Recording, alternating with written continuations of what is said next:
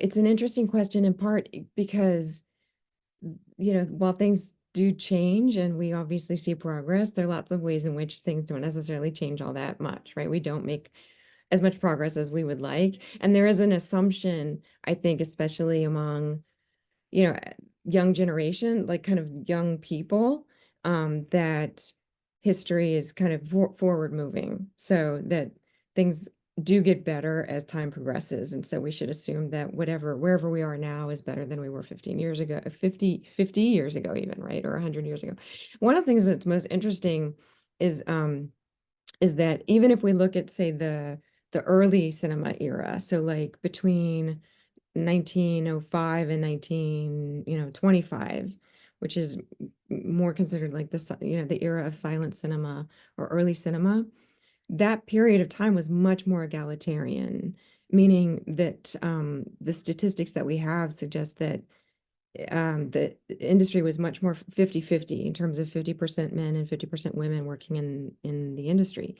And the reason that that would be, we believe, is because it was it was still emerging as an industry. People didn't necessarily think of it as successful, right? As something that was going to flourish, and so it was more a questionable industry, right?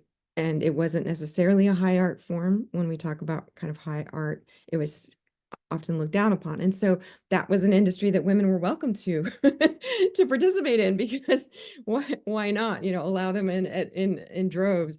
And particularly in terms of money, it wasn't a high investment area.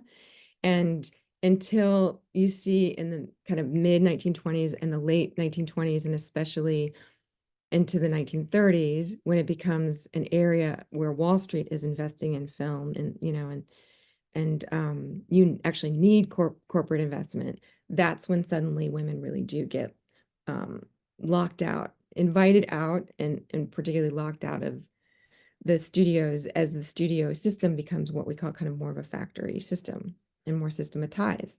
So then if you're asking more kind of 1930s through the 50s, it just becomes more and more corporate, more and more systematized and regimented, and more of an opportunity for what we would say, men to kind of climb up the ladder, and a more kind of exclusive environment. So when we do begin to speak, like, we can talk a little bit about Joan Harrison, you know, soon. And when we look at women producers, for example, there were really only three producers who were women in that time period of the 1930s through the 1950s. And that's so few women, who had power in terms of producing power. And only one woman director, who was Dorothy Arzner, in the studio era. I mean, that's incredible. Even if you were to say there were 20 women directors, that would have been also very, very few.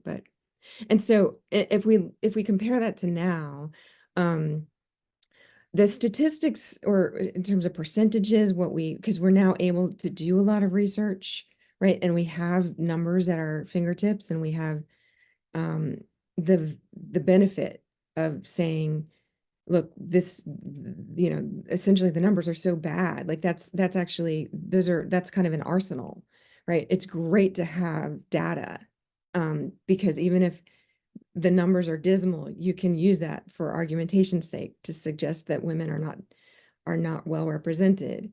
And so the data may fluctuate a little bit, but in general, we know that at every given year, there's between essentially, if you look at the commercial cinema industry, anywhere from the directors that are directing, between like 8%, maybe 12% of them are women. And so compared to the statistics I gave you in terms of the silent era, like 50% versus, say 12%, that's we're just not doing very well today. We're doing better than, say, the classical era, but we're still not doing very well. And it's very difficult to find the levers to make change, to say boost that up to even 20% women.